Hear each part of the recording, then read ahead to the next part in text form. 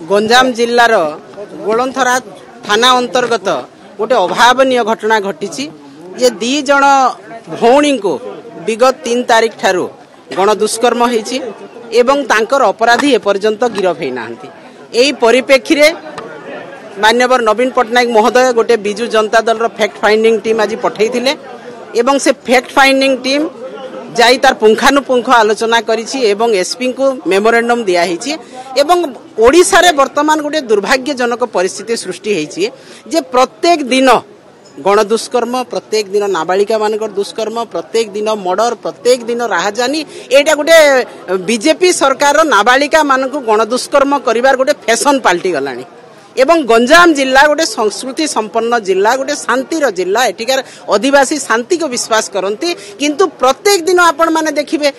11 मास भितरे भारतीय जनता पार्टी रो 8000 क्राइम हेलानी जोटा कि मर्डर होईछि, गण दुष्कर्म होईछि, दुष्कर्म होईछि, राहजानी होईछि किंतु पुलिस प्रशासन चुप एवं जेतेबेले महिला मानको नाबालिका मानको गण दुष्कर्म करा होउछि सेतेबेले मुख्यमंत्री मध्य चुप रहउछंती एवं बहुत दिन पर्यंत अपराधी गिरफ हे पारु नाहंती। यार कारण कोन आज मुख्यमंत्री जवाब देबे कि, गृह विभाग जवाब देबो कि, पुलिस प्रशासन जवाब देबो कि जे नाबालिका माने गण दुष्कर्म हेबे, नाबालिका माने दुष्कर्म शिकार हेबे, अत्याचारित हेबे, निर्यातित हेबे किंतु अपराधी को गिरफ करा जीव नै। आगरो जेतेबेले मान्यवर नवीन पट्टनायक महोदय मुख्यमंत्री थिले प्रत्येक थाना रे महिला एवं शिशु डेस्क खोला हितला, फास्ट ट्रैक कोर्ट थिला, तुरंत अपराधी को दंडित करा जाउथला किंतु वर्तमान अपराधी काहे की पुलिस प्रति भय नाही, काहे की गृह विभाग प्रति भय नाही एवं खुल्लम खुल्ला बीजेपी रो भाई माने बीजेपी रो लोक माने भी आसिकी अपराध भिई कि जाउछंती किंतु सरकार चुप, गृह विभाग चुप। ए आमे जवाब मागुछु मुख्यमंत्री को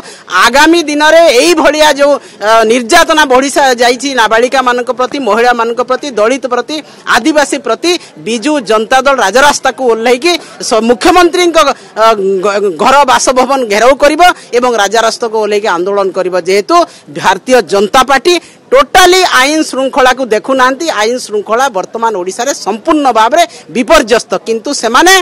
कौन करछंती ना उत्सव मनाउछंती गोटे वर्ष भितरे। कौन आपण उत्सव मनाउछंती? नाबालिका मानक धर्षण उत्सव, नाबालिका मानक हत्यार उत्सव, ना मर्डर केस जो होउची सेति पय उत्सव। कौन उत्सव? आपण माने देखंतु महिला माने आज सर्वाधिक निर्यातिता, आदिवासी एवं दलित महिला माने सबुठु बेसी, नाबालिका माने निर्यातिता। यार जदि उत्सव मनाउछंती मुख्यमंत्री नवीन हमर मोहन माझी मुख्यमंत्री नवीन पट्टनायक जेते बेले थिले सब किछि नथिला ओडिसा रे किंतु वर्तमान आईन श्रृंखला संपूर्ण भाव में विपर्यस्त एवं मोहन सरकार निदा विष्णु परी मुक बधिर होइकि आज ठिया होइछंती, चौकी रे बसिछंती, उत्सव मनाउछंती, ताम झाम करूछंती, बाजा बजाउछंती। एइटा आमे बिजु जनता दल निंदा करूछु, प्रतिवाद करूछु, खंडन करूछु एवं आगामी दिन रे एक दुर्बार आंदोलन रो आमे डाकरा दउछु। देखंतु प्रथम कथा हला जे गंजाम जिल्ला रे जो भाव रे बारंबार नाबालिका मानकु गण दुष्कर्म होउछि एवं आईन श्रृंखला परिस्थिति बहुत बिगड़ी जाइछि जोथि पई कि विरोधी दल नेता एवं पूर्वतन मुख्यमंत्री नवीन पट्टनायक अत्यंत मर्माहत एवं दुखित एवं सी एते मर्माहत जे सी गोटे फैक्ट फाइंडिंग टीम इटे पठैथिले एवं आमे समस्ते ता ऊपर गतकाल ठू फैक्ट जहाँ सब बाहर करूथलु। प्रथम कथा है मुख्यमंत्री गस्त कार्यक्रम को दृष्टि रखी 3 तारिख ना 4 तारिख रे घटना घटी चपई देवा चेष्टा कराला जहा हो सी बाहर को आसला।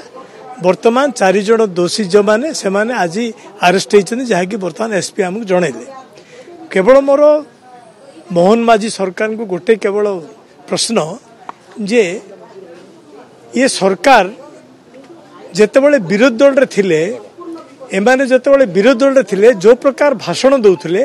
जो प्रकार भाषण बाजी करथुले, जो प्रकार बड़ बड़ कथा कहते वर्तमान एमाने काईकि मुक बधिर पाल्टी जाइछंती।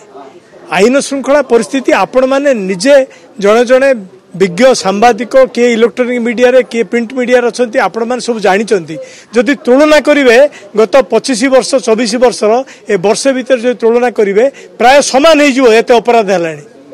तेणु आज आमर ये जो आसबार उद्देश्य है जे आईन श्रृंखला परिस्थिति को सुधारिया पड़ो एवं लोक मैंने केमती न्याय पाइबे एवं जो माने दोषी तांकू उपयुक्त दंड दिया जाऊ आईन ता बाटे जाऊ एवं मुष्टिमय गोष्ठी बा जो माने